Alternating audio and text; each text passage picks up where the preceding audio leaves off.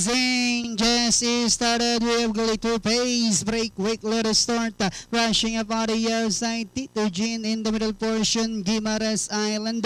The next online, Manugit Princess. Then followed now by Up Like Thunder. Then next online now is Breaking Bad. Clibridge comes next. Burbank second last. While Alta's Finest is the early trailer by about 14 lengths of the leader.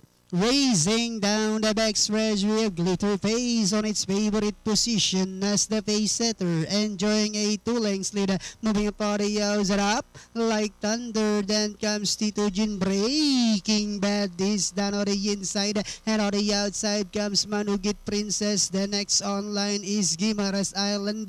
Clibridge, Burbank second last, while Alta's Finest is still racing in less. Another turn we have Up Like Thunder now takes command, and here comes Breaking Bad. Now moving up on the outside, and in third comes Glitter Pace, Manugit Princess. Clibridge likewise arriving at the Sinas Day swing for home.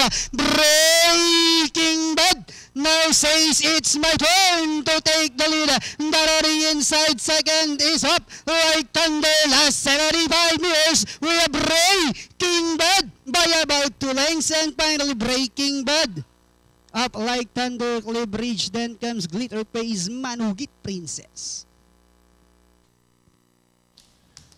For our race number 1 bayang karerista, dito ang ating pong unofficial winner, entry number 6, that is Breaking Bad. Kung titingnan po natin, only the 4th choice para sa inyong unang karera, nirendahan ni RG.